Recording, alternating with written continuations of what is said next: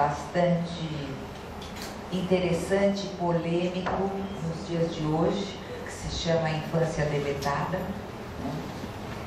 E eu gostaria de apresentar, então, a Miriam Desirê, que é psicanalista e professora da PUC e da USP, e a Thay Castilho, que é terapeuta familiar, faz parte da equipe do Instituto de Terapia Familiar aqui em São Paulo e é mestre em Psicologia Social.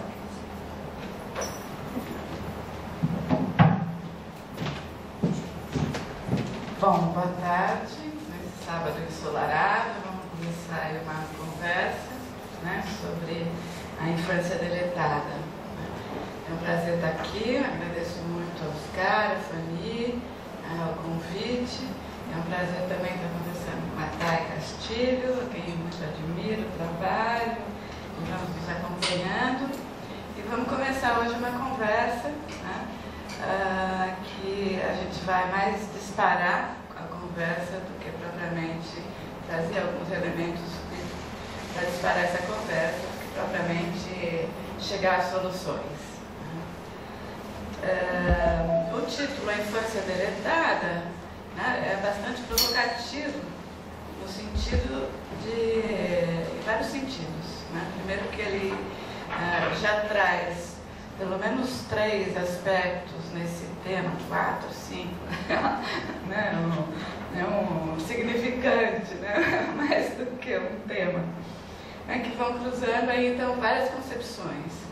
Primeiro, uma certa ideia de infância, né, como o tempo mítico aí da inocência, da proteção, da felicidade, né, e essa que estaria deletada de uma certa forma. A infância como tempo de vida da criança, né, um tempo aí em que depois em que, vamos dizer, é um recorte etário de caráter político, e político libidinal, que permite uma certa gestão, né, das pessoas, dos sujeitos nessa faixa determinada, então, criança. Né? Também, né, podemos pensar no infantil, né, que é aí uma outra linha, né, uma infância mais um infantil, que diz respeito à questão do inconsciente, a questão de como se lida hoje, né, com o referencial aí do inconsciente, e o deletada também é uma provocação, né, o esquecimento, né, como um aspecto do recalque, né, promove um certo esquecimento necessário, né, para que o sujeito possa reelaborar e dar um lugar para as experiências, né? Deletar já é um termo da mídia, né? É um termo que fala de uma outra forma contemporânea de lidar com aquilo que acabou, uma forma de lidar com a separação, né? Onde se desaparece, né, um determinado aspecto ou que encerrou ou indesejável. Então, vamos dizer, são termos aí que levam para várias direções que a gente pode trazer essa discussão. Né?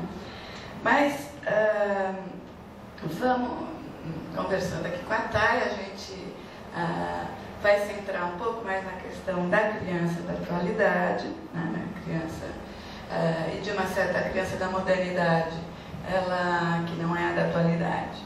Ela condensou esses termos, né, de uma forma pensando a criança como um momento, a criança e a infância, então, como um momento de um lado de felicidade depositária aí das esperanças perdidas, né? Então, a criança que marca um futuro e um destino para aquilo que para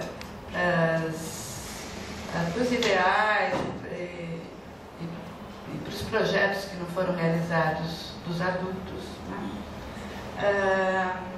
E também marca aí esse significante de articular com a educação, ou seja, a criança ainda moralmente despreparada e que necessita de ser educada, enfim, trazida para dentro das normas e valores do campo social.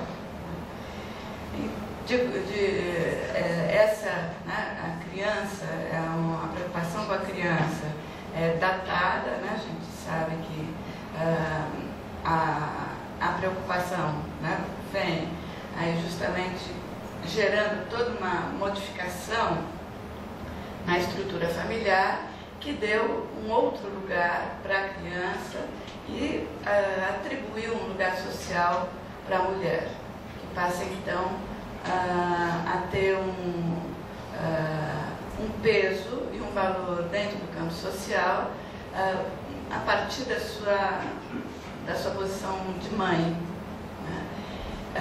E onde então o filho também ganha valor e nessa medida, né, tomar o filho como falo, né, passa a ser algo que é reforçado e é algo que é incluído dentro, né, do sistema de valores e das formas de organização social, né, que dão essa relevância aí para a criança.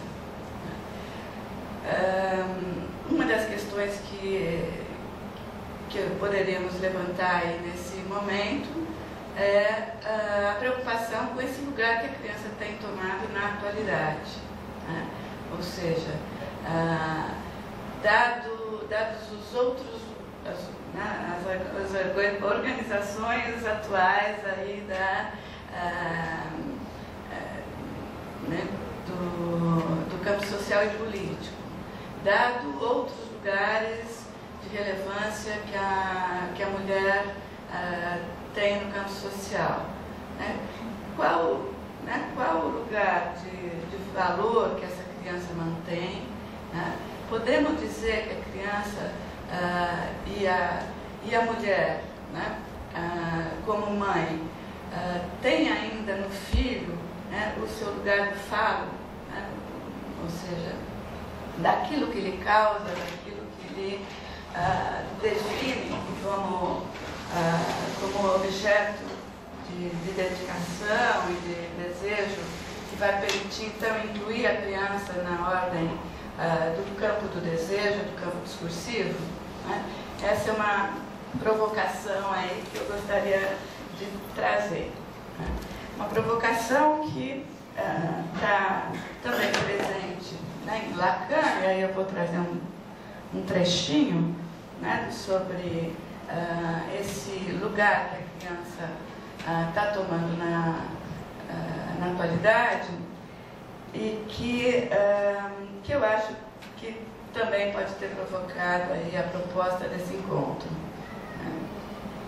Desde 67, Lacan já preocupado com o destino aí do modo de tomar as crianças, ele diz o seguinte: a questão de saber, em virtude da ignorância em que é mantido esse corpo, né, o corpo da criança, chegaremos a ter o direito de desmembrá-lo para a troca, né? Então ele se perguntava na época se, em consequência disso, haveria uma criança generalizada e um mundo onde não existe gente grande ou certas antimemórias, ambas as indicações para a entrada em um mundo inteiro no caminho da segregação. Acho bastante interessante esse é um texto de 67, enfim, temos várias décadas se passaram, né, para a gente verificar em que medida, né, a criança não tem sido efetivamente desmembrada, né, entre os vários campos de saber, né, vários discursos pedagógico, médico, jurídico, né, então temos aí, enfim, que vão desmembrando, né, as leituras que se pode fazer sobre os processos da criança e, dessa forma, indicando modalidades de cuidado ou de descuido, dependendo do ponto de vista, né? Pode ser um cuidado medicar, mas pode ser um descuido, né, com a criança, no sentido de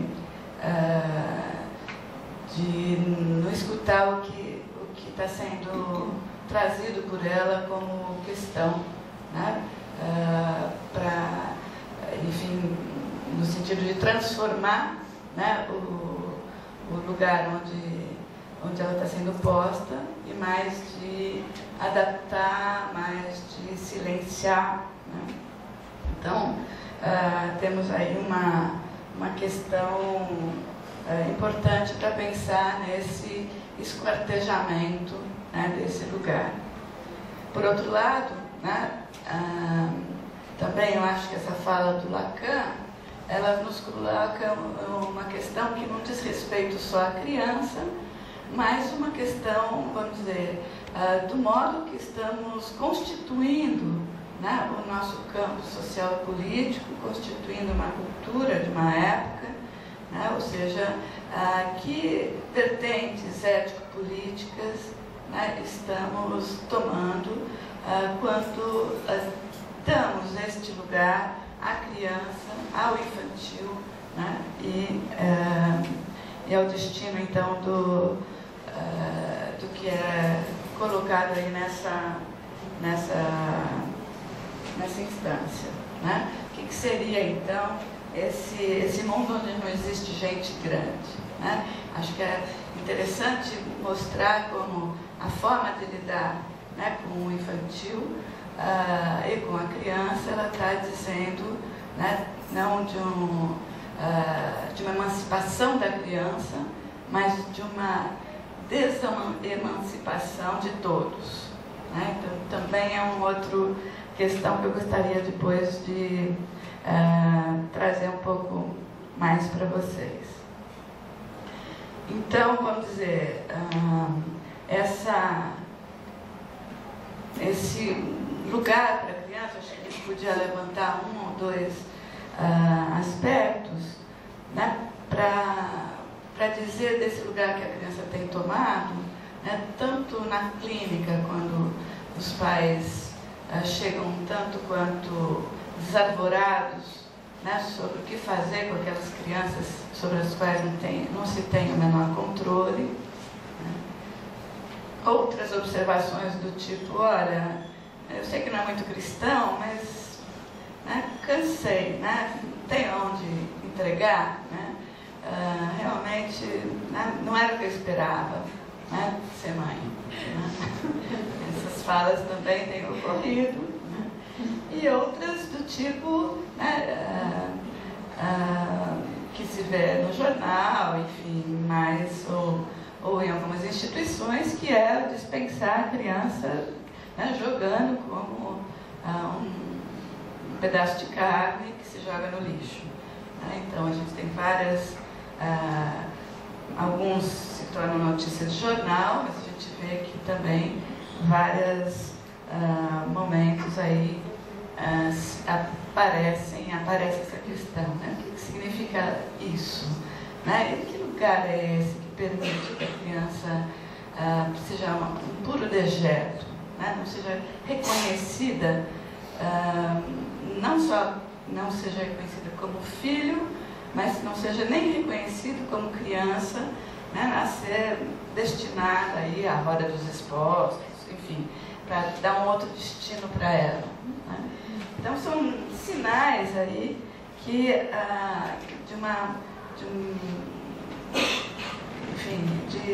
de questões que nos incita a pensar sobre esse destino a ser dado às crianças, né, e ao infantil, né, e ao lugar, então, também como podemos, enfim, gestar a questão contemporânea. Eu pensei um pouco que talvez, né, uma das formas da gente abordar e tratar essas questões seria uma certa reconstituição da família tal como ela sempre foi, aquela família bacana, né, que tem o pai, a mãe, os 2 filhos, né? E então eu pediria aqui para a Thay dizer para a gente que se é o caso da gente pensar em voltar aos antigamente, né? Vamos voltar àquilo que uma vez sempre existido. Bom, primeiro também quero agradecer ao Oscar e pelo convite, que é uma delícia para mim, com a Mia, né? e falando aí com vocês. Bom, eu estava lembrando que eu fui dentro de um espetáculo de um texto do David McKeever, não sei se vocês conhecem, que foi um monólogo que foi encenado pelo Henrique Dias e que também ele dirigiu, mas numa certa altura ele vai falando de uma criança, não sei se alguém aqui viu, que submete o pai, né, monta uma armadilha para o pai, submete o pai, é uma situação que o pai fica imobilizado, um pai ao qual ele foi submetido durante X tempo, e aí ele vai esquartejando, quando a Miriam usou a palavra esquartejar, me remeteu a esse texto, ele vai esquartejando o pai, desde os dedinhos, os membros, e deixa o pai sem os membros, e vai colocando tudo numa caixinha que nem se fosse um Lego. Então eu achei assim, que como metáfora, né, é interessante pensar, né, como é que a cabeça de Lego das crianças se liga, né, nesse lugar que ela ocupa hoje, né? Bom, eu pensei, infância deletada, vamos lá, começando a problematizar o título, né? E a infância foi descoberta ou ela foi inventada? Né? Quer dizer, a primeira pergunta que surge, né? Depois, de que infância nós estamos falando? Né? Então, isso vai remeter à história, né? Como é que a infância apareceu, né? Concomitantemente, ela como um conceito junto com o conceito de família. Então, remetendo assim aos estudos do Ariès e tudo mais, pensando em infância, temos que pensar em família, não dá para dissociar. E então a gente falaria também de uma família deletada, né? De que família nós estamos falando, de que infância nós estamos falando, né? Então o sentimento família que a gente conhece, e ele era desconhecido até a Idade Média, ele vem com a Idade Moderna, né? E a gente sabe também que eles são referidos, família e infância, como inseparáveis, né? E isso se dá por volta da passagem do século XVII e século XVIII. Né? Então, como é que se dava esse sentimento de infância? Ele vem junto com a questão da intimidade na família, com o privado. Né? E a uma certa altura, que era do público, essa criança que vivia junto com os adultos, onde não tinha uma diferenciação como nós hoje, né? Ou como nós ontem, né, poderíamos pensar que tinha, né, porque talvez essa diferenciação da concepção de infância, né, e aí o infantil e o adulto, nós estejamos vivendo um tempo de uma certa nebulosidade nesse espaço entre infância e adulto, né? Então esse espaço que era do público e que passa para o privado, desculpa, porque esse aparelhinho eu adoro, mas de quando ele fica escuro.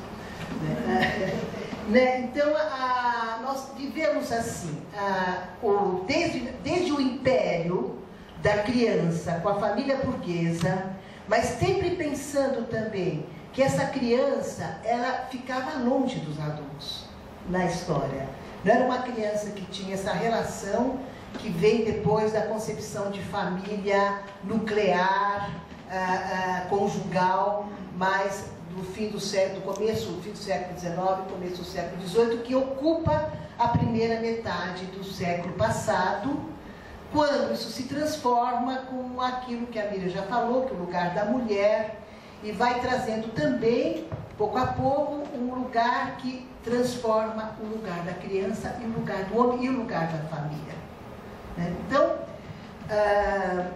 a experiência que eu posso trazer para vocês hoje é assim: infância em extinção, porém, criança, né,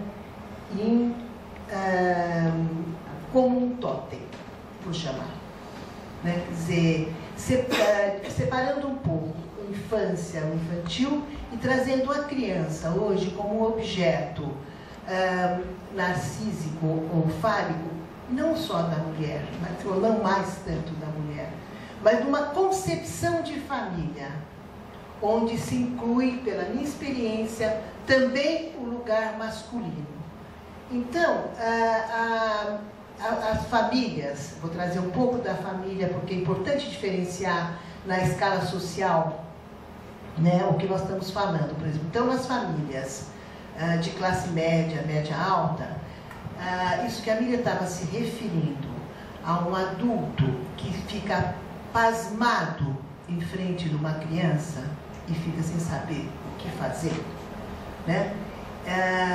E traz a criança como alguma coisa necessária, tanto que ela está aí nos laboratórios e tudo mais. Quer dizer, eu nunca vivi uma ideia, na minha história, pelo menos na minha experiência, de observar o quanto a criança se tornou necessária.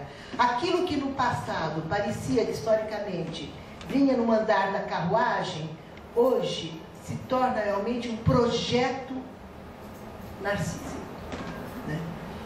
E eu estou dizendo isso não por um saudosismo, porque absolutamente eu estou aqui tentando não trazer um saudosismo, mas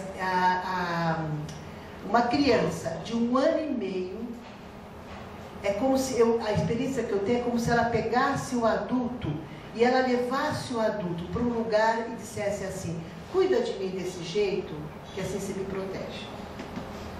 Né? É como se o adulto não soubesse mais o que é proteger. E aí vem uma ideia ligada a toda a concepção de violência social, e que o adulto desprotegido se infantiliza.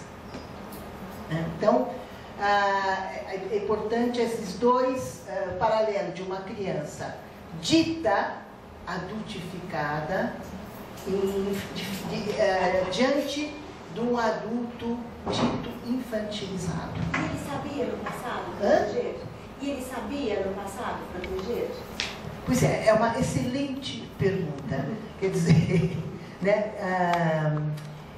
eu acho que o adulto no passado, ele pensava que ele sabia proteger. Né? E porque essa concepção de proteção, quer dizer, ela é diferente. O que o adulto pensava proteger?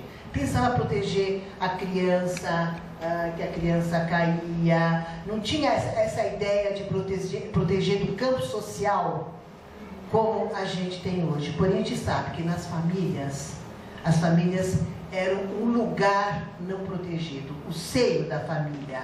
Essa família burguesa, essa família tradicional, conservadora, do passado, era um locus de não proteção, a própria família. Né? Quer dizer, hoje, o que a gente verifica, pelo menos na minha experiência?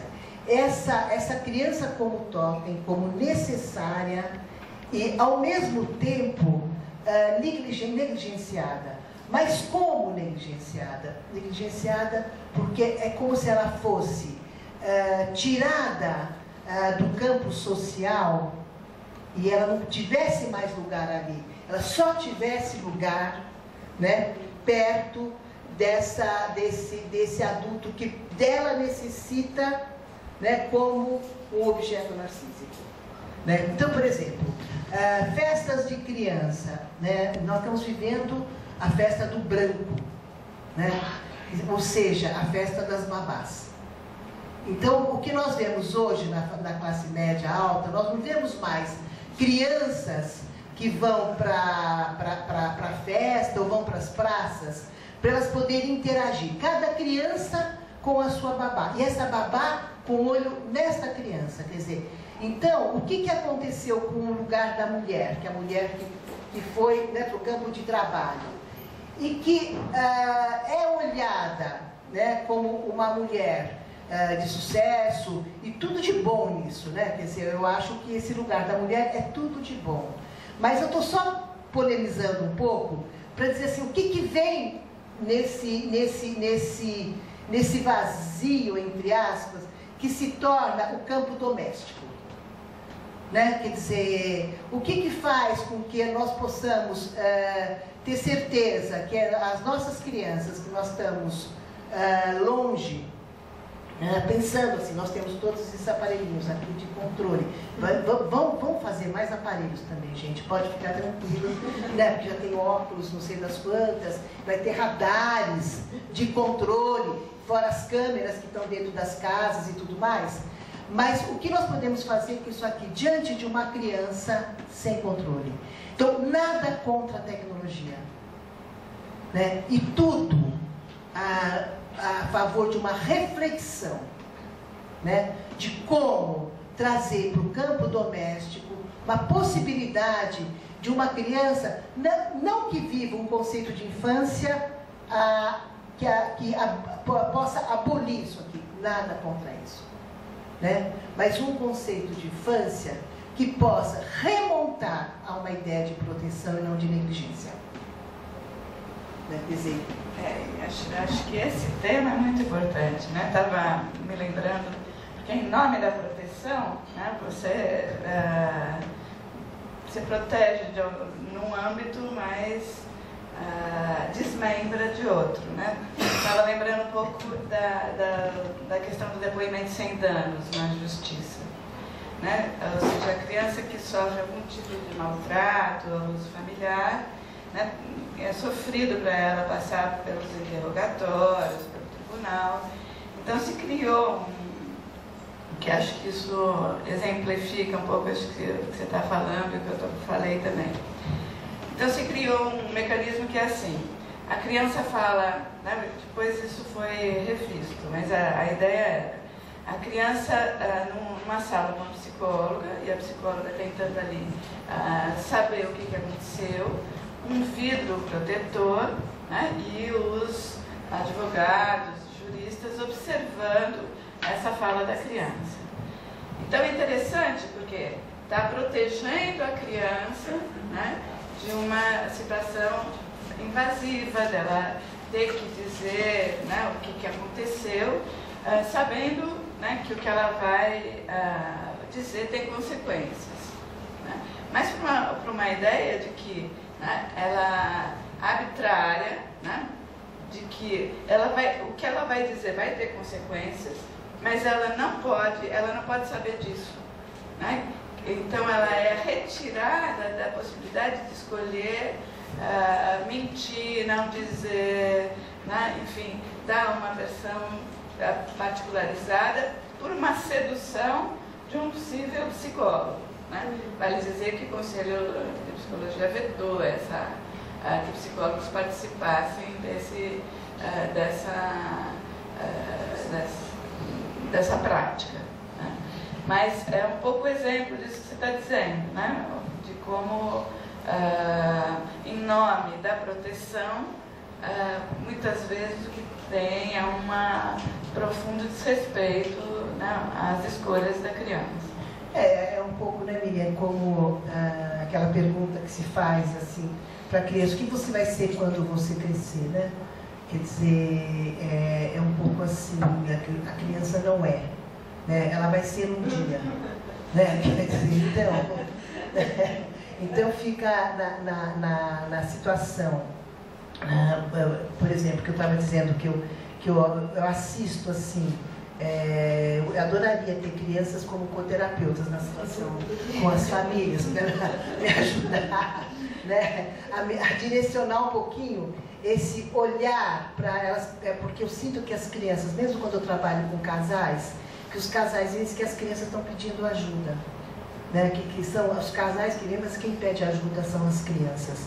Em que sentido, assim? Porque a criança é como se ela tivesse, quando ela se depara com essa ideia de proteção / desproteção, né? Que, por um lado, pensando no que você falou, hoje ela estaria mais protegida no sentido de que abriram-se as portas dos labirintos familiares, né? Daquela família tradicional, conservadora, né? Porque hoje nós podemos, as pessoas têm delegacia da mulher, tem várias infantis, onde hoje se pode falar, e as crianças falam muito mais claramente sobre abusos sofridos nas suas casas, a violência doméstica em todos os sentidos. Quer dizer, então esse discurso é muito mais aberto. Então, isto protege. Né? Agora, por exemplo, essa fica a pergunta, como seria proteger disto? Né? Qual seria a proteção das imagens? Como proteger das imagens? Como proteger dessa massificação, né, da mídia e deste lugar que a criança está colocada como objeto, primeiro, de consumo. Agora vem a terceira idade também, está chegando, né? Quer dizer, vai ficar sempre naquele lugar, ou a criança ou os idosos, né? Quer dizer, esse lugar de consumo, primeiro hoje, se vocês observarem nas ruas, nos bairros, o número de lojas de produtos infantis que se abriu é enorme. Então, eu acho que o bebê, né, ele não é aquele bebê Johnson que tinha na década de 50, na década de 60, né? Mas ele pode ser mais magrinho, menos redondinho, tomar menos leite em pó, né? Ele fica no peito da mãe, no tempo que a mãe não trabalha, né, que ela tem pelas leis do trabalho para ficar com a criança. Se ela não tem, ela pode ficar até 2 anos de idade. Não tem, eu não vejo mais uma ideia de interdição, né, do homem da mãe, o pai, né, que possa dizer assim: por favor, para de amamentar, porque eu te desejo. E quero que você me deseje. Quer dizer, isso que seria digamos, um berço, né, que a criança pudesse se desenvolver do ponto de vista da sexualidade. Isso pode ser um ideal de consumo, gente. Né? Mas este berço eu não vejo mais. Por exemplo, as famílias têm um desejo de viajar, pai, mãe e filho. E quem mais pede hoje para ir junto, que levem os filhos, são os pais. Então, eu vejo uma inversão que a mulher fala assim: mas não dá para nós irmos sozinhos. Mas como é que a gente vai fazer com a criança? Quer dizer, então a criança fica necessária,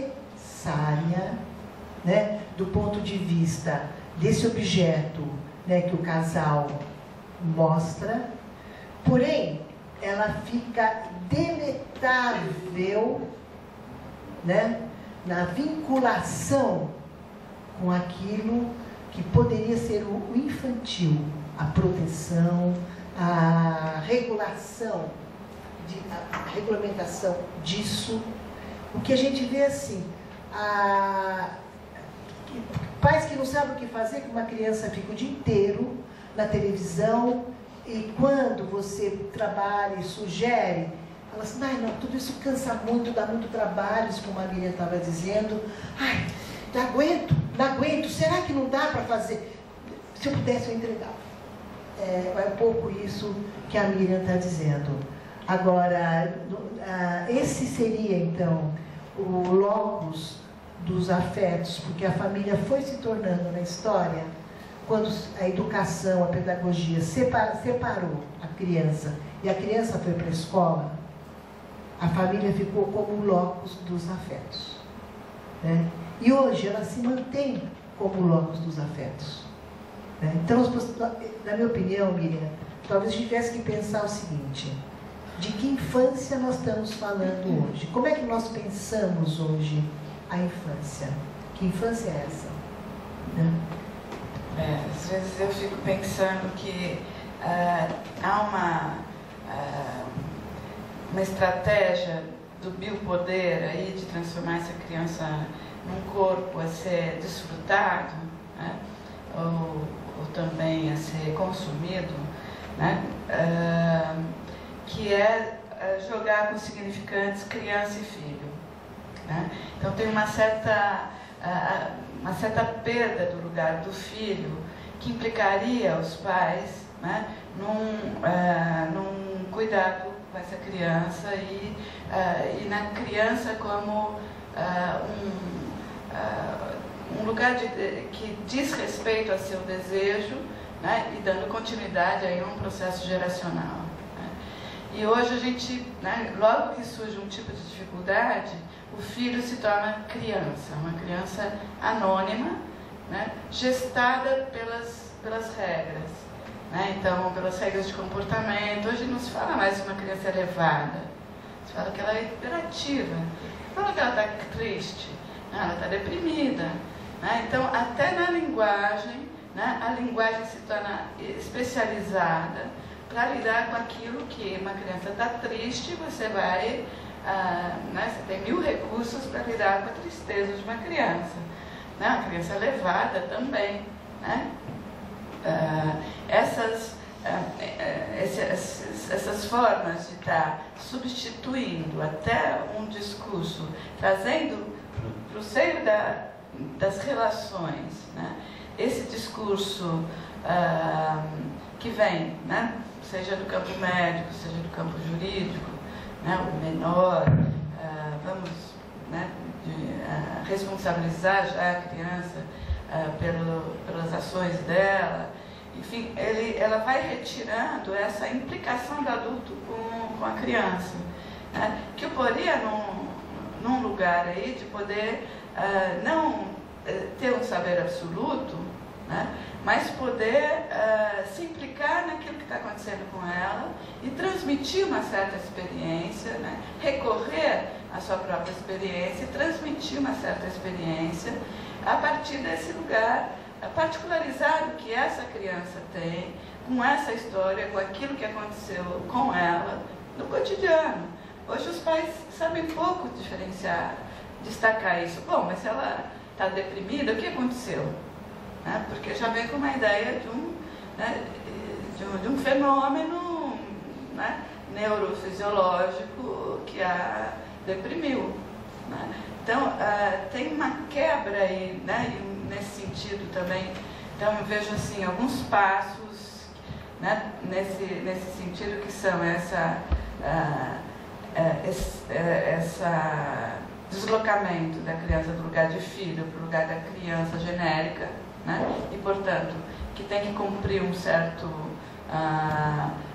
destino, umas certas regras de como deve ser uma criança hoje, né, na escola, que em geral essas coisas se cruzam. Estou dizendo que é uma predominância agora e facilmente os pais abrem mão desse lugar e vão se tornar especialistas ou entregam para os especialistas. E essa outra coisa de um certo anonimato, então, da criança. Ela perde um nome, perde um lugar, perde uma história. E o desconhecimento dos pais sobre o filho. Um desconhecimento. Porque, como a gente está falando sempre, né, de um lugar social, né? Porque nós podemos falar aqui, dentro da pirâmide social, outras formas e outros anseios em relação ao lugar da criança. Mas eu queria dizer assim, esse desconhecimento é diante de uma criança terceirizada, certo? Quer dizer, mesmo que tenha um adulto, digamos, ou uma babá, ou a mãe, o pai em casa, ela está terceirizada aqui, ó. Né? Quer dizer, então, eu acho que então se torna realmente um desconhecimento, porque como eu não sei o que está acontecendo aqui, esse aparelhinho, né? Eu não tenho ideia do que está se passando também com a sexualidade do meu filho. Né? Quer dizer, então, eu só constato alguma coisa quando ocorre um incidente em algum lugar social ao qual mancha, né, o meu lugar, né, de estar socialmente diante daquilo que é o meu projeto de família. Então, o projeto, agora voltando um pouco para a família, o projeto de família, eu sinto que hoje a família é um projeto. É um projeto que tem que dar tudo certo. É um paradoxal? Paradoxal, porque nunca houve tanta separação conjugal. Mas isso está separado. Eu acho que conjugalidade e parentalidade hoje são coisas que se dão em espaços separados. Então, por um lado, a família tem esse mosaico, né, de famílias reinventadas, vamos dizer assim, do ponto de vista de recasamentos e de filhos, que tem um mosaico, que para mim é um espaço muito rico, né? Por outro lado, tem essa dissociação, né, dos lugares da parentalidade. Né? Então, eu acho que esse é um aspecto importante, não para a gente ficar criticando e saudosista, mas refletindo. Eu acho que é um lugar importante de reflexão, porque, por exemplo, lendo o Postman no livro Desaparecimento da Infância, tem uns momentos assim, que ele fala muito da sociedade americana, tem uns momentos assim que eu sinto aquela vontade de resgatar aquele lugar feminino, da mãe, esse mito da maternidade, que na verdade é um mito tão localizado socialmente, principalmente no Brasil, pelo menos no Brasil, vamos dizer assim, que nós vivemos assim uma diversidade de arranjos familiares que nós mal conhecemos, né? E temos daí uma culpabilização enorme sobre as mães que abandonam, né? E que muitas vezes não estão abandonando, estão deixando a criança com a avó, migrando para outros lugares, né? E na verdade essa criança acaba não sabendo a sua história, porque não se pode falar desse lugar feminino que não cumpriu, né, os protocolos da maternidade, e essa mulher precisando sempre reinventar uma maternidade, tendo outros filhos, né, e o filho com uma trajetória ahistórica, onde os segredos, onde ninguém pode falar desse lugar que não foi cumprido nos trinques, né? Então, eu acho que a ideia que eu senti às vezes assim, de eu tentar resgatar essa família nuclear, conjugal, papai, mamãe, filhinhos, bonitinho, né? Se diferenciando da família patriarcal extensa, onde tinha aquele poder divino paterno e tudo mais, né? Essa outra família. E agora como ficamos nessa família horizontalizada, né? Onde a gente vê uma indiferenciação, né? Do lugar, né, do filho e o lugar dos pais. Quer dizer, então, é uma reflexão. Acho que esse é um lugar importante para pensar um pouco de que infância nós estamos falando. Acho que vamos... Eu venho pensando muito isso em relação à clínica mesmo, quando a gente... Eu achei um livro que, para mim, assim, foi muito interessante. Eu até recomendo. É um livro assim, chamado Memórias de uma Avó. É um livro inteiro que você preenche junto com uma avó e brinca, tem várias brincadeiras, assim, que é tipo um monte de fotos com o teu neto, falando de quando você escolheu... Você veio de outro país, aí você tem que falar do país que você veio, assim, é todo um histórico mesmo, geracional, assim, que você constrói no livro, né? E só que eu vejo, assim, que na clínica hoje, você pergunta para a pessoa assim, mas quem escolheu o teu nome? Parece que, assim, é uma crise mesmo da memória, assim, tipo, nem sei, tanto faz, sabe? Tipo, e aí quando eu vou nos debates em psicanálise, eu acho que o que eu tenho visto, assim, essa crise no simbólico, essa decadência do simbólico a memória, daquilo que está fora da memória do tempo, me parece que isso realmente eu constato na clínica, né? Que a gente começa assim, mas de onde veio o seu sobrenome? Então, quais foram as histórias dos seus avós? E as pessoas não lembram, não falam, não acham a menor importância, né? A gente tenta falar, preencha isso, mas não sei, tipo assim, não querem. Eu acho que tem a ver com essa crise mesmo que a gente passa hoje de determinados ideais que caíram e o simbólico virou nada, assim, né? A gente hoje está imerso em coisas, assim, imediatas, momentâneas, que parece que você falar dos seus avós, dos seus tataravós, não faz a menor diferença, né? Então, na clínica hoje com crianças, eu vejo assim que os pais quase que entregam a gente para fazer quase um mapeamento etnográfico assim junto com a criança, para que construa isso no trabalho, que é fogo, que a gente tem que às vezes tem que brincar com fantoches de fotos e chama avó, você tem que chamar avó, chama primo e tal, para tentar, eu acho que reconstruir uma memória que está perdida em algum lugar, forcluída e que deletada realmente. E que ninguém acha que faz efeito naquela história daquela criança, naquela marca que se construiu naquele lugar subjetivo que ela ocupa. Na Inglaterra, eles tiveram uma campanha que eu achei super interessante, porque a mãe tem uma licença maternidade maior que a nossa, né? E eles fizeram uma campanha para que a mãe conversasse com o bebê.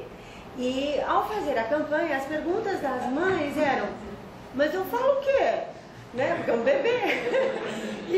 E aí o que eles recomendaram é: fala do teu dia, fala da tua vida, fala da tua família, fala dos teus amigos, converse, porque isso vai trazer um preenchimento, né? No aprendizado dele saber um pouco mais de você, da tua família e tudo isso.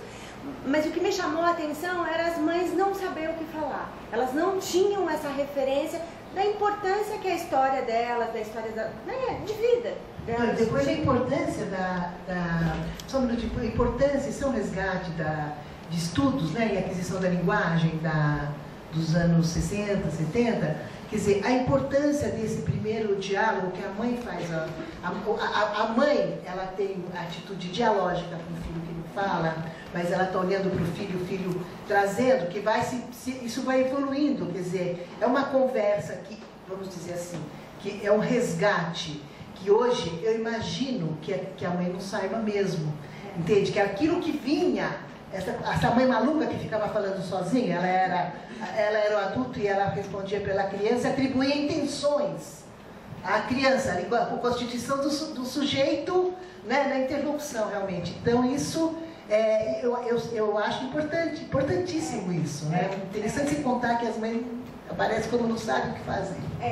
Eu acho que elas não viam como valor aquilo, e tem muito valor, né? A criança está como mero corpo. Acho que a Rita quer falar, e você? Deixa eu falar para ver vocês. Não, é que as coisas que elas disseram, então, de pensar um pouquinho, porque eu estava implicada com o termo deletado, desde ontem, tratar de pessoa, porque, enfim, eu acho que no humano nada se deleta, se recalca no máximo, né? Então, deletado, para onde vai? Isso foi uma das coisas que eu fiquei pensando, para onde vai o que aparentemente no campo fenomenológico se deletou, para o inconsciente. Aí eu fiquei pensando duas coisas a partir do que vocês disseram. Uma, eu não sou terapeuta de família, mas na clínica psicanalítica normal, corriqueira. Não é essa esquisita. Eu tenho observado uma coisa que agora, ouvindo vocês, fiz uma hipótese, né? Quando vocês falaram, fazer família ou ter filhos é um projeto, e a Tayata falou muito de projeto. Por que tem tantas mulheres jovens que chegam e falam: eu casei, agora estou tentando engravidar. Tentando engravidar? O que é isso, tentando engravidar? Eu estou preocupada porque há muito tempo estou tentando engravidar. Antigamente a gente engravidava até quando não queria. E tentando engravidar isso. Fiquei pensando, bom, aí para fazer um link com o recalque. O filho não é mais fruto do desejo. Não é, claro que é, mas estou dizendo daquilo que se pode elaborar, né? É fruto do superego, é o projeto, é o superegóico, então é inibidor. O projeto de ter um filho é inibidor.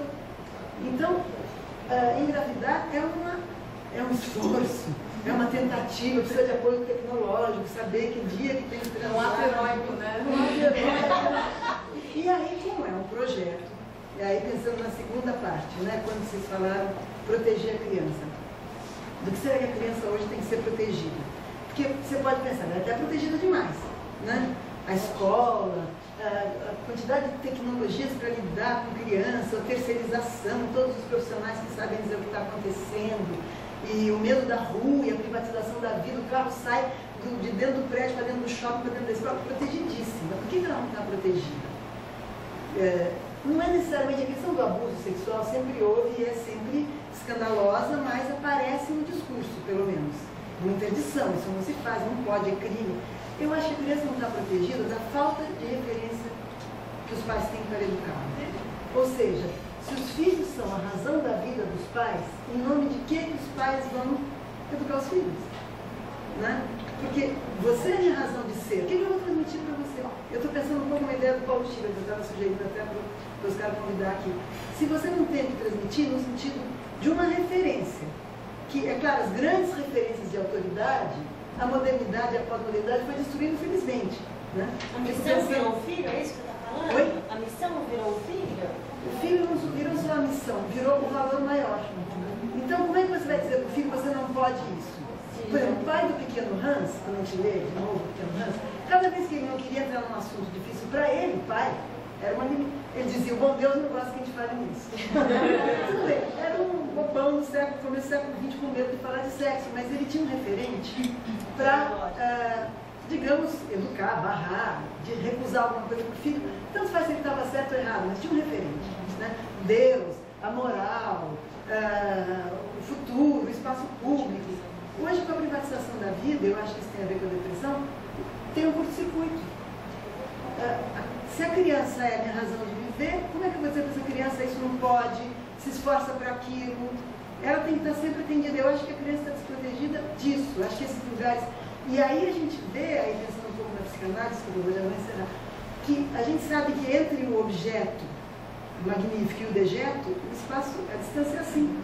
Então, talvez essa que a Thay está dizendo, e a Miriam, a vontade de se livrar da criança quando ela sai desse lugar do objeto magnífico, ela é o dejeto. É o objeto lá nas suas duas faces, né? Ou é o objeto ou é o dejeto. Então, a vontade de se livrar é porque não tem uma mediação simbólica, mas imaginária também. De um campo de valores, que não é que é para restaurar o antigo, mas de um campo em nome do qual você está criando essa criança para ser algo além do objeto. Senão ela fica deletável, ejetável, talvez, não sei. Enfim, são coisas que vocês me fizeram pensar.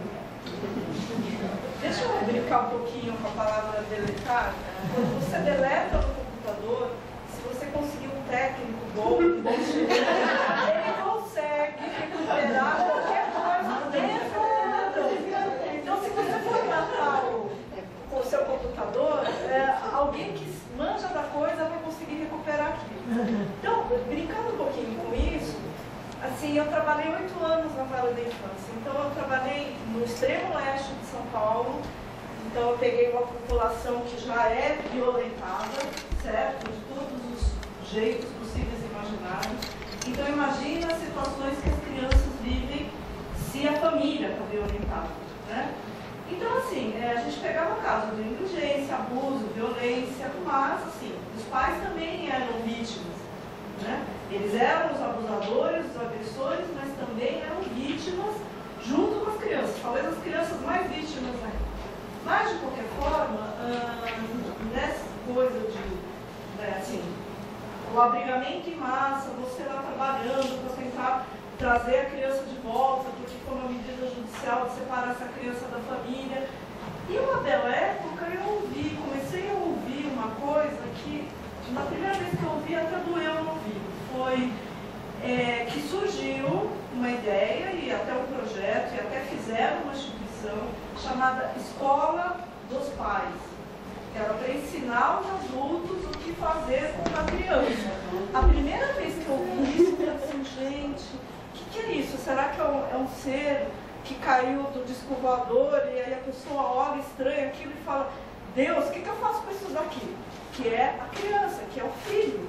Né? Então, quando a Miriam falou dessa história de o filho virar criança, né? Eu acho que é uma coisa de estranhar, um estranhamento extremo, né? O que eu faço com isso? E assim, apesar de ser na periferia, apesar de ser uma população específica, porque não é uma questão já que é pobre, por isso agrediu, né? Então, dentro dessa população pobre, uma minoria que não conseguiu dar conta de cuidar da criança. Bom, na época, eu comecei a ouvir que lá na França, né, como é raro as mulheres terem filhos, as poucas que tinham, não tinham para quem perguntar, porque ela está muito longe da mãe dela. Então, o que ela faz com esse bebê? Então, troca a fralda, chora, você faz o quê? Você procura o médico se ela começar a chorar. E eu, no meu atendimento, eu tinha muito caso de quem adotava, né? Então, quem nunca teve filho, não pode ter filho, bom, pega um filho, adota uma criança, adota a criança. Gente, era um estranhamento, assim, eu tive casos assim, a criança chorava, a mãe adotante, então estava 3 meses com a criança, ela catava o neném e ia pro posto todo dia. A criança chorava, ela corria pro posto. Eu falei assim, escuta, eu falei assim, mas você acha que é um lugar adequado para você levar o bebê? Eu falei assim, olha, tudo bem, se ele estiver doente, E olha que ela tinha um médico particular, certo? Aliás, um médico de convênio, mas ela ia para o pronto-socorro. Ela ia para o pronto-socorro porque ela não sabe o que fazer quando o bebê começa a chorar. Então, quando você falou da tristeza, né, vamos jogar Ritalina na criança, antidepressivo na criança, porque ficou uma coisa estranha. O que é isso?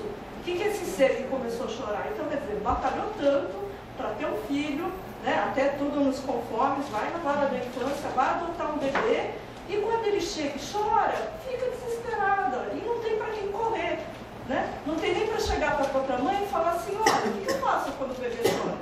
Né? Eu chamo a vizinha, eu vou no médico, eu vou no psicanalista falar, olha, eu não sei o que eu faço com a tristeza do meu filho, certo? Porque eu acho que esse tornar essa criança, ser estranho, filho, está ficando cada vez mais difícil. Muito bem as questões que a gente está falando aqui na mesa, né? No sentido de que a criança, né, se torna o estranho, né? Ao contrário de que a gente, né, pensa na função materna como uma atribuição de significantes e de sentido. Está chorando porque está com frio, porque está com fome, porque está entediado, porque quer a mamãe, né? Então, ou seja, atribuindo um desejo, um lugar para essa criança de um sujeito de desejo, né? Quando, né, muitas vezes essa criança se torna um estranho, né, no sentido do estranho, né, do próprio Freud, né, que é profundamente íntimo, mas ao mesmo tempo altamente ameaçador. Né? Então, se busca um socorro não à criança, mas a si mesmo. Né? Acho muito interessante essa ideia da escola de pais, né, porque é muito sinal dessa perda das referências, né, da cadeia geracional, né? Quer dizer, quando você retoma, né, a que você recorre, né, quando tem um filho? Né? Normalmente se recorre à história familiar, como a minha mãe cuidou de mim, como a minha avó cuidou de mim, o que acontecia nessas circunstâncias, né? E daí você hoje vai recorrer à escola de pais, né? O que o pedagogo acha, o que o pediatra acha. Então a gente está remontando por tempos muito idos, né? Quando a pedagogia, a puericultura começou, veio a família e disse, olha o que vocês têm que fazer. Quer dizer, remontando inclusive a ideias de higienização, se a gente for pensar, né? Porque se a gente for pensar que uma escola de pais vai dizer exatamente como... Que tem aqui em São Paulo tem uma escola de pais, já me convidaram 2 vezes para falar lá, mas eu não fui, viu, gente? eu agradeci. Mas tem uma escola de pais ligada, acho que ao Colégio São Luís, a uma instituição cristã aí que, com certeza, né, tem uma frequência bastante intensa e tudo mais. Eu vi na Europa, na Itália, né, alguns institutos de família tentando fazer cursos para pais. Né, interessante, porque é mesmo um sintoma desses tempos, né, porque É interessante pensar isso que você estava dizendo, Miri, que a criança, e a Rita tinha falado também, ela fica é tão desejada e tem um lugar do indesejável. Será que o discurso da psicanálise está sendo chamado para ser uma nova escola de pais? Será que colocam a psicanálise como um discurso que vai fazer explicar? Vocês acham? Dependendo de como a psicanálise, né, se coloca, ela pode ser uma das Os especializações, sim. atendimentos que vem, o psicanalista às vezes está ocupando esse lugar De um dos especialistas. Eu acho que é uma das coisas que, como psicanalistas, a gente tem que se cuidar. Né, de não ser tomado ou fazer dessa demanda algo para ser retornado e transformado. Né? Eu acho que assim, a gente, né, os psicanalistas entram nessa cadeia dos especialistas. Né? A questão que esperamos dos psicanalistas é que dessa demanda venha uma outra resposta, retornando para um outro lugar. Né? Agora, me acrescenta mais uma coisa. Fala.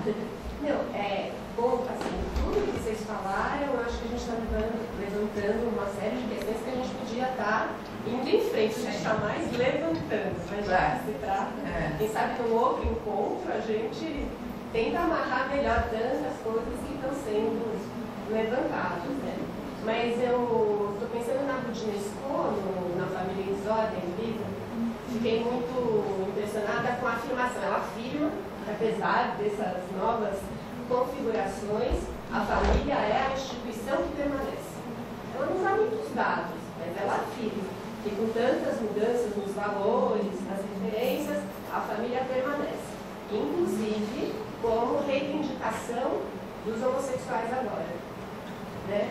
De reivindicação não, de poderem fazer, configurar uma relação, mas de filiação. Então eles também vêm ao psicanalista perguntar como fazer. Né? Então, assim, eu acho que tem todo direito, eu sou completamente a favor também, mas acho que são novos dados surgindo nessa criança totem, nessa criança projeto até mesmo para um casal homossexual, que antes era talvez um elemento transgressor da cultura, hoje vem, diz a Budinesco, nem sou eu, solicitando essa possibilidade de ser normal, família, ter um filho, família. Mais um assim, acrescentando aí nessa conversa. Para complementar, eu queria dizer o seguinte, porque eu estava pensando a respeito, o que aconteceu mais ou menos nos anos 90, quando estoura o tema pedofilia, né? Que é justamente o momento em que começam a surgir campanhas de defesa à infância, né? E o tema pedofilia, né, ele, a gente pode pensar a partir de vários enfoques, mas segundo o que vocês estão colocando, uma possibilidade de sentido aí é que o pedófilo, ele tenta quebrar as modalidades geracionais. Portanto, ele põe em questão, de alguma maneira, a filiação. Então, quando ela falou da filiação, né, eu fiquei pensando o seguinte, que com o tema pedofilia surgiu uma infantolatria, né? E aí todas as vertentes da criança com objeto erótico, objeto de consumo, objeto de desejo, objeto de brincadeira, etc, etc.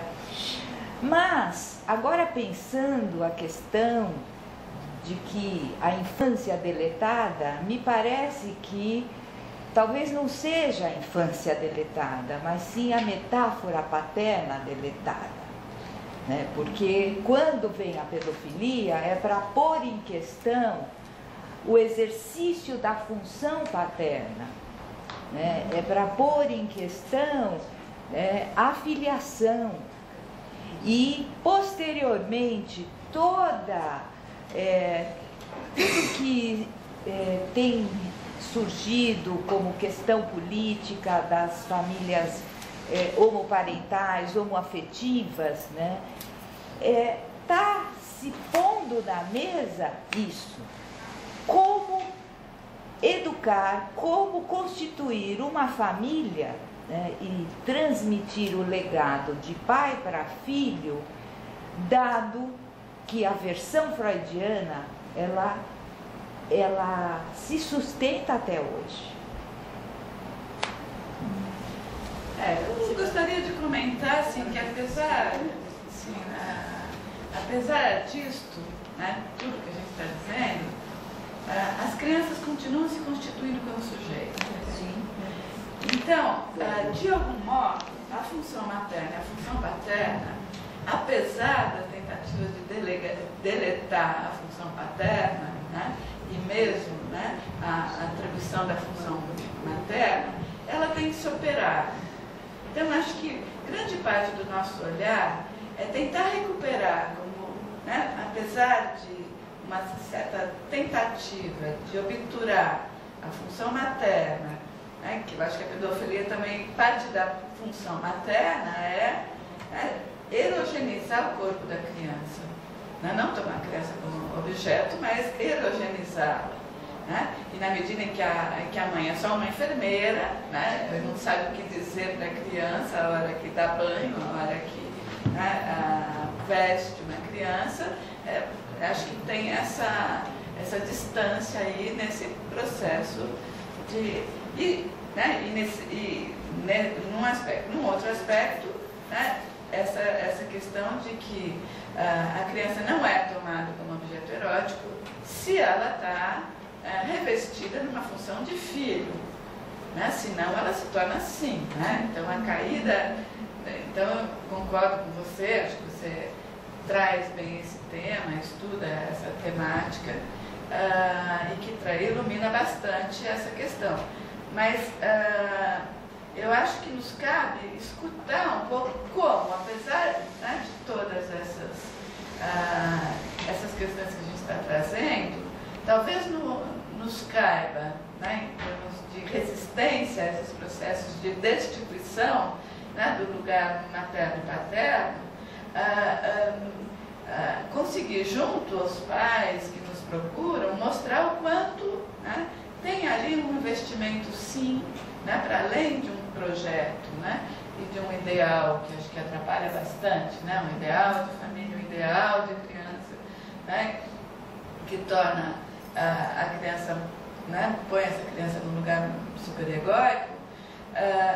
Assim um investimento, assim uma aposta de desejo aí, né, que precisa de ser, muitas vezes, relida, retomada, para que essa criança possa, sim, ser escutada como um filho. Né? Enfim, só Mas acho que você está querendo... Na verdade, você acabou falando uma coisa que eu queria falar, né? Nós somos adultos perplexos, né, se podemos dizer assim, dentro de uma sociedade hipercomplexa.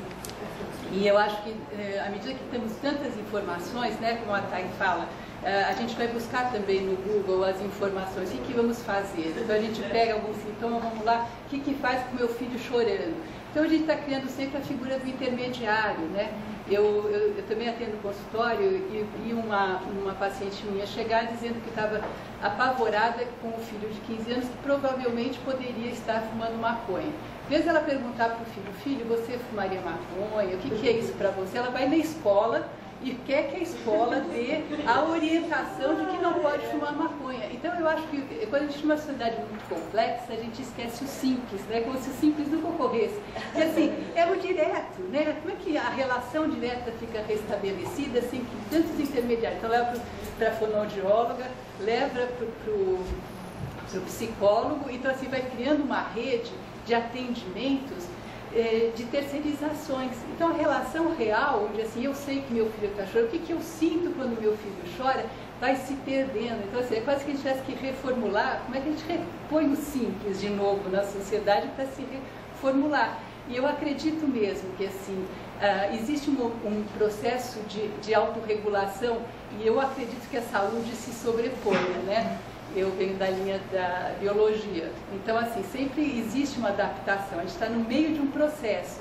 E acho que essas novas gerações vão dar resposta, né? Se eu sou uma otimista em relação a isso, qual é a resposta que as novas gerações darão para a sociedade? Vai se reformular a sociedade, não tem mais volta, né?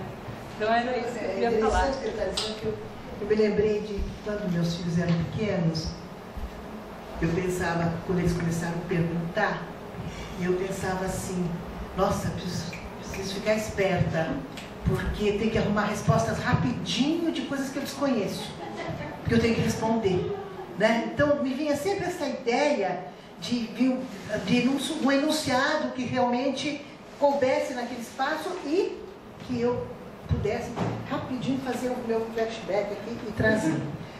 Bom, então vamos pensar que, de um certo sentido, na mão de duas vias, as crianças também crescem os adultos, né? Agora, eu nunca pensei que crianças pudessem tanto crescer os adultos como hoje. Né? Quer dizer, os pais, eu sinto que os pais são, eles não é que eles vêm só com a camiseta, que eles usam a camiseta da Disney, né? Que vem com o Mickey, estampado aos 35 anos de idade, às vezes até os 40 e tudo. Né? Quer dizer, aí, né, como eu olho assim, levo cada susto.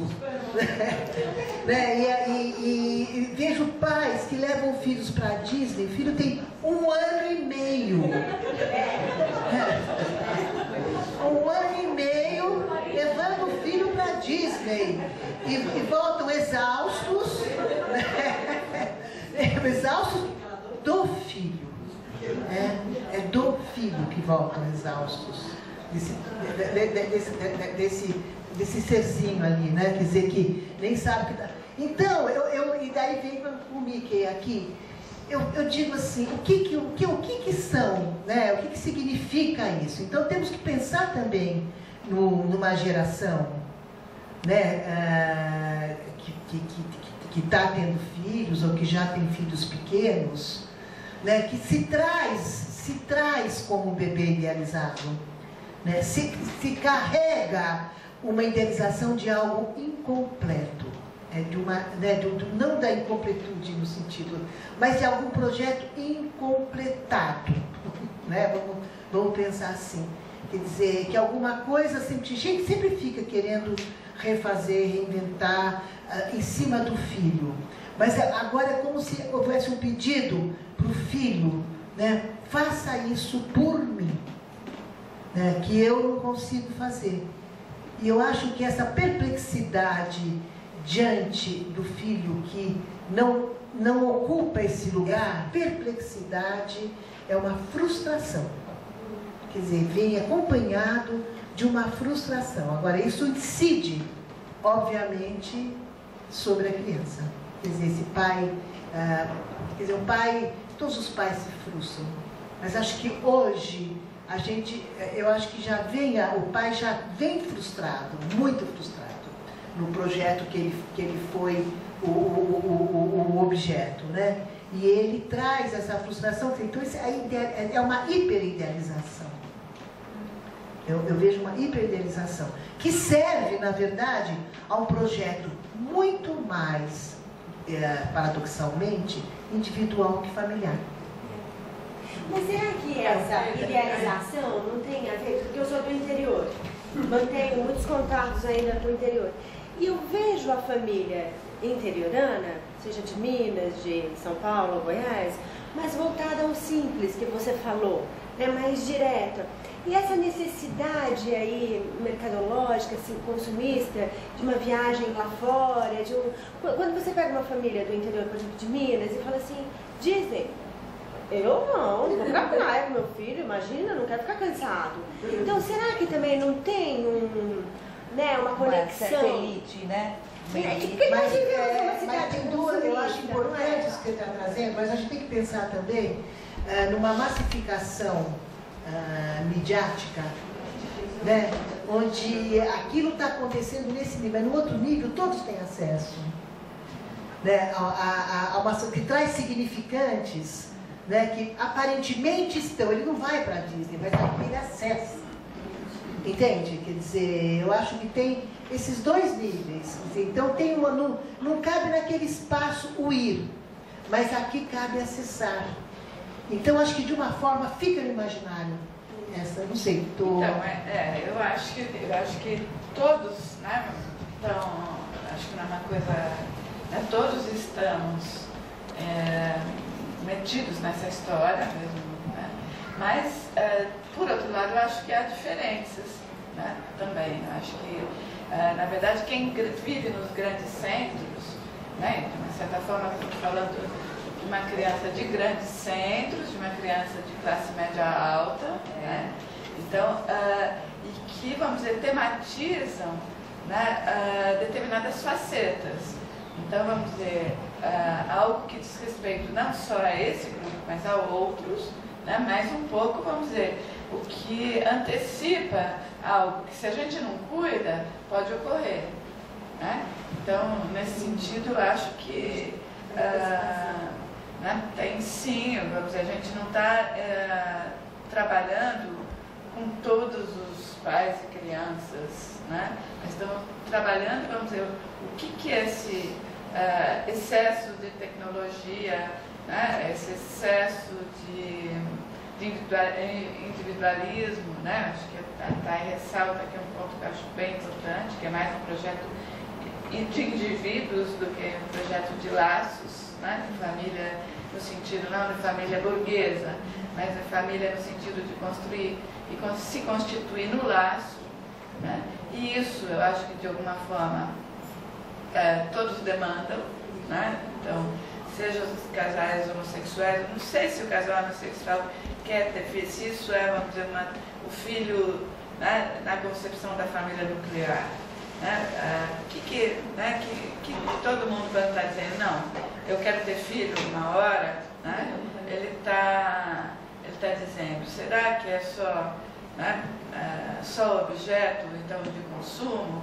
Acho que tem tudo isso, tem uma idealização, acho que se tem idealização, tem frustração, né? Mas esse jogo, né, do bebê desejado e o bebê real é um jogo humano, né? Ele faz parte do processo, né? E aí que vai aparecer a possibilidade de uma escuta e de uma fala. Eu acho que as novas gerações estão sim inventando formas, inclusive de lidar com a tecnologia, né? Eu acho que, por exemplo, vamos pensar, né, que a gente está pensando numa juventude extremamente passiva, né, e deprimida, mas como, vamos dizer, a internet e as imagens virtuais permitiram uma primavera árabe, né? Então, assim, a forma de dar outros destinos àquilo que parecia, né, estaria substituindo as relações diretas, né? Acho que a juventude dá conta de reinventar, né, outras formas de estabelecer, pelo menos vamos apostar nisso, né? E como adultos também a gente tem aí uma certa função de estar repassando essa história, né? E de estar dizendo no que investir. Um ponto que foi colocado, eu também gostaria de destacar, é essa diferença entre o recalque e o deletar, né? Eu acho que é provocativo mesmo você... porque eu acho que o deletar traz imaginariamente a ideia de um apagamento sem deixar marcas, né? Não sei o que vocês pensaram ao propor o deletar, né? E não algo da hora do recalcado que retorna como um sintoma e que, portanto, atualiza, né, se escutado algo novo. Fala, Oscar. Você queria comentar? Deletar vai dentro das explicações que foram dadas, até as técnicas onde deletamos e um hacker mais enorme. Mas também a expressão era proposital, tanto que a Thay mostrou, né, o instrumento agora aí da cultura. Porque tem a ver com isso, né? As crianças de hoje vão saber muito mais do que os pais de hoje. E os pais de ontem tiveram sempre os pais de antes de ontem. Antes o saber se esperava da experiência dos mais velhos, hoje quem sabe mais do que a gente somos mais novos. Então, deletar tinha um pouquinho a ver, assim que não tanto com metáforas, sempre como referência direta aquilo que hoje até só vai começar a pensar algo complicado, né? Mas, bom, primeiro antes queria dizer que gostei muito do que até falou da questão do totem. Até porque justamente, né, do que se trata hoje? Há totem novo que não seja um animal, um bichinho, bom, pode ser um pedacinho. Há uma marca totêmica no escudo, não, mas no carro se coloca, né, bebê a bordo. Então, qual a ideia é esta? Hoje, então, a questão da função paterna, que continua existindo modalizada, e não é mais com certeza do jeito como já foi, né? Lenta e caricatural. Mas qual é o lugar hoje que ocupam as mídias, ainda mais mídias ao alcance das criancinhas, muito cedo, na construção do mundo, da realidade, dos valores, coisa do gênero e tudo junto. Então, o totem sempre se deu para juntar. O totem permite que o clã se organize. E aí agora, como que foi dito há pouco, bom, também hoje, a criança, virando filho, totem dentro do espaço doméstico, mais do que servir para juntar, pelo menos serve como inclusão. Como que? Inclusão. Não vou dizer se aumentar uma inclusão, será? Agora todo mundo que é pai faz parte do mundo dos pais. Mas antes, sobre esse ponto, né? Antes, quando a homossexualidade estava proscrita, clandestina, anatemizada, e agora não. De uma maneira tão legitimada. Então, um pouco isso. A inclusão está dada pelo elemento da ideia. Mas que não deixava somente o objeto de consumo, o objeto de gozo, como possibilidade de significação. Totêmico nesse sentido de tentar suprir algo que simbólico já não é mais o que era. E que ainda não foi, nem sabemos se será reconstruído, reinventado, de que jeito fica.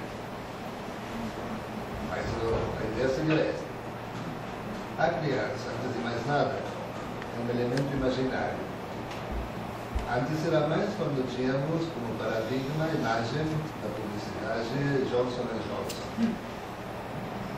Bom, a criança, seja filho, criança, menor, velho, é algo da ordem do real, que se manifesta várias horas por dia de maneira insuportável. É interessante pensar agora a possibilidade de um ser pequeno que permita uma inserção simbólica. Às vezes pelo lado do cartório, às vezes pelo lado da responsabilidade. Porque se tem certeza, escutando hoje tudo que foi dito, que nem criança nem filho vem acompanhado de saber. De saber, de manual ou de qualquer tipo de indicação de como se usa, para que serve, como funciona, o que significa.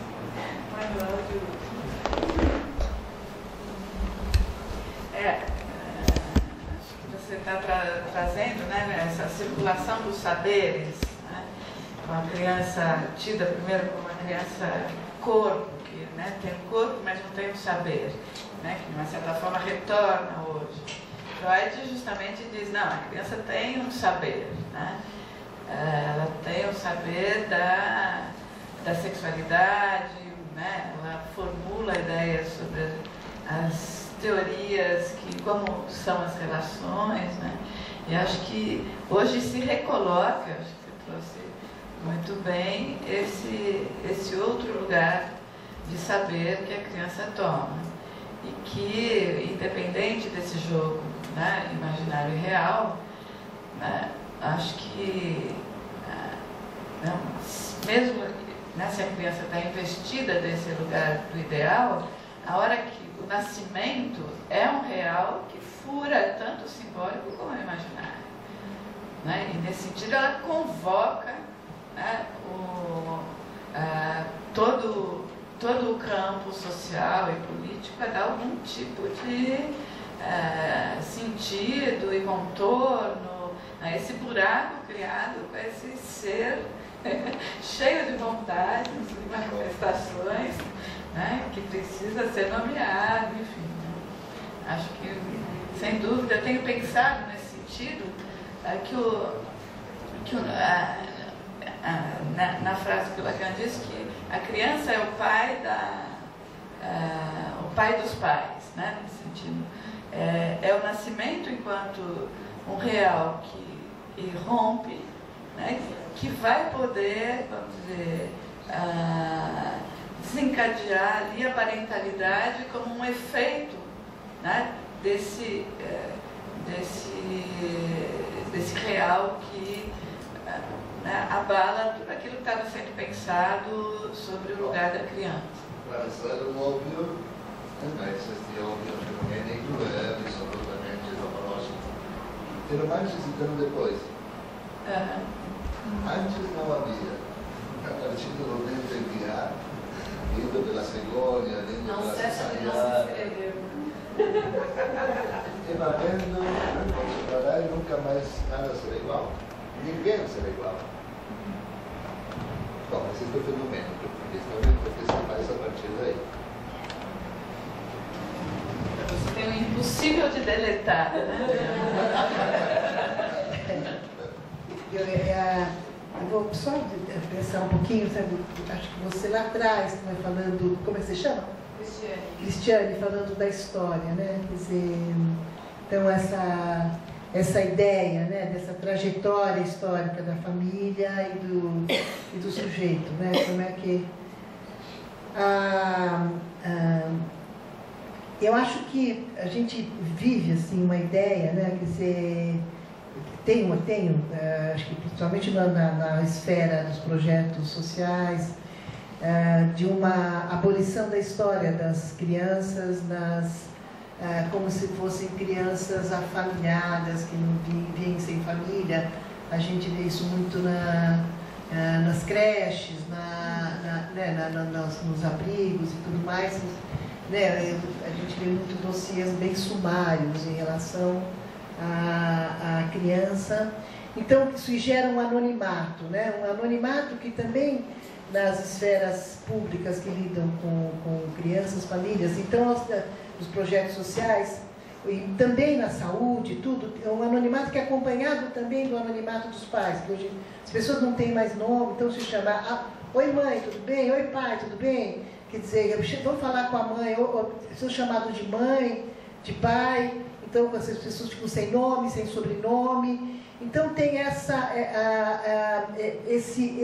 ideia de anonimato, né? Quer dizer, então também na relação, então a criança torna-se uma anônima também, ela como filho, nesse sentido, né? Quer dizer, e então a pergunta é assim: como resistir?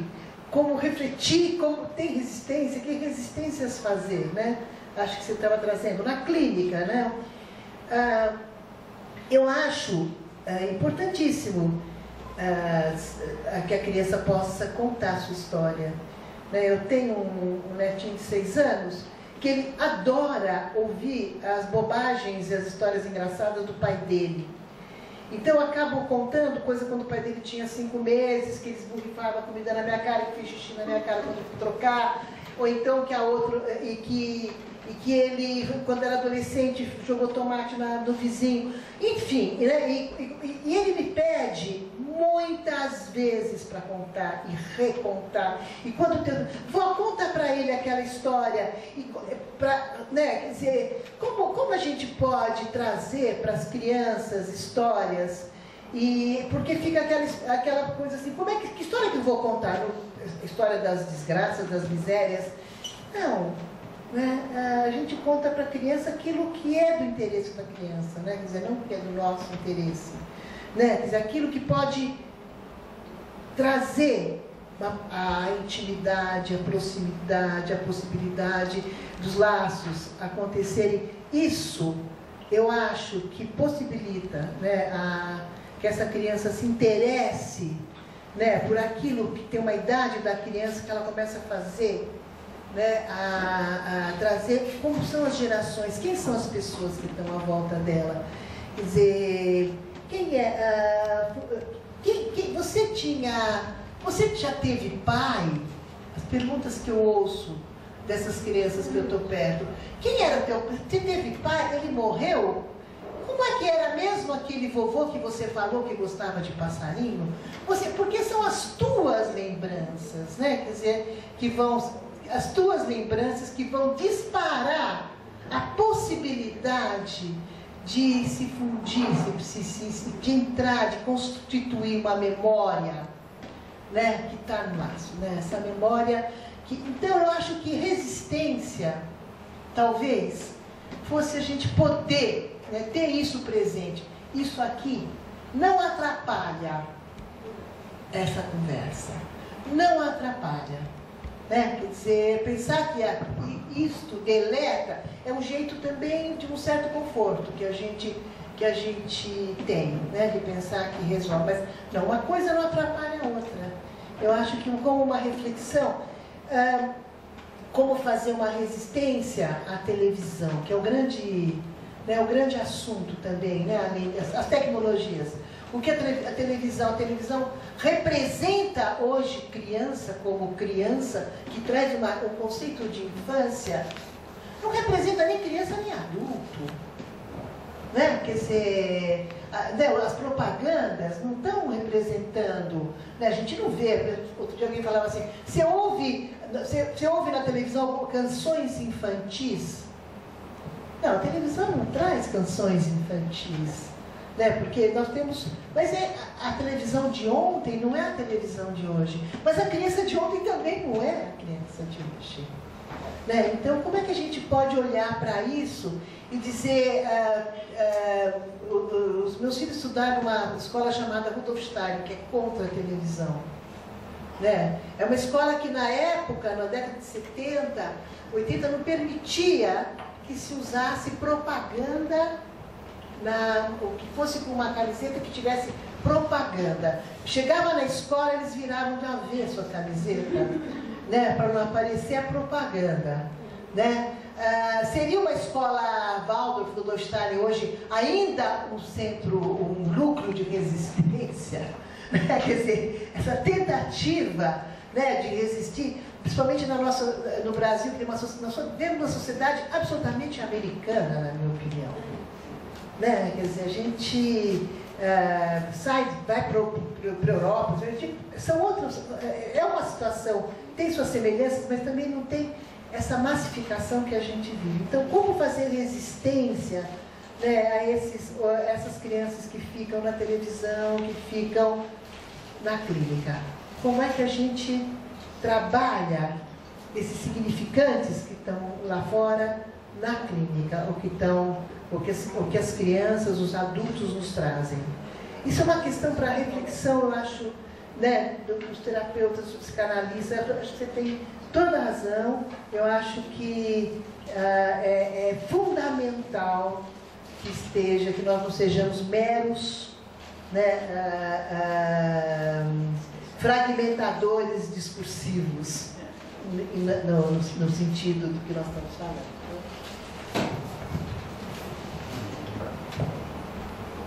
Só para encerrar, eu queria colocar o seguinte, que isso que você estava falando, eu me lembrei de uma cena, eu acho que foi o programa da Ana Maria Braga, em que ela traz uma cena de crianças que foram filmadas num condomínio, um prédio condomínio, e a produção do programa apresentou a cena onde uma criança maldosa em relação à outra, e ali foi filmado essa situação, né? Então aí apresenta a questão, né, de uma suposta maldade infantil, né? Então, eu acho que, de fato, nós temos que ter uma reflexão sobre isso, mas essa fragmentação que a mídia, né, apresenta, né, nos convoca, né, a pensar, né, a partir daí, né, porque de um lado, né, é próprio do desenvolvimento infantil a pulsão de domínio, a pulsão sádica, a agressividade, etc., mas vista sob esse aspecto, né, a criança ela passa a ser, né, um ser que nós estamos falando estranho. Então, essa reflexão, ela é fragmentada. Eu queria contar uma historinha que me lembrou que você falou. Uma aluna minha estava querendo fazer uma pesquisa, né, com crianças brincando com brinquedos que não fossem montados, né, só com materiais, papel, lápis, madeira, essas coisas, né. Daí ela foi lá com o kit dela nas escolas, não podia, né. Então, ela queria ir no parque, não podia. Onde ela ia arranjar crianças que pudessem ficar livres, né, e brincando com esses materiais. Daí foi muito interessante, porque no fim ela conseguiu fazer lá numa escola que ela tinha estudado, foi a única que permitiu, que já conhecia, né, dentro de uma sala de aula, né, um espaço fechado, e ela fez lá a montagem dos brinquedos, e as crianças ali fizeram, cada uma fez um brinquedinho que depois levou para casa. E ela estava voltando para casa meio decepcionada, porque esperava mostrar a criatividade das crianças. E parou o carro no farol, onde tinham várias crianças de rua ali pedindo coisas. Ela falou: olha, sobrou um monte de material aqui, vocês querem? Vocês querem? Eles falaram: não quero. Ela parou o carro, abriu, né, na calçada, né, e pôs aqueles materiais todos para as crianças brincarem. E foi muito interessante, porque faltou tesoura, daí alguém lá do prédio veio e levou a tesoura, e as crianças, né, se divertiram, fizeram vários brinquedos e tal. E depois deram para ela levar embora, né? Não, fica com você. Não, já fiz, eu não preciso de guardar. Então, vamos dizer, o que ela esperava, né, construir ali num espaço das nossas crianças protegidas, né, das maldades dos adultos, e que acabam ficando protegidas também na sua própria criatividade, né, impedidas. Ela acabou conseguindo num espaço que foi, né, onde ela soube, vamos dizer, se abrir pelo instantâneo ali, para o acontecimento da vida pulsando, né, que foi ali naquele momento, né, naquelas crianças, né, que ela encontrou por acaso, como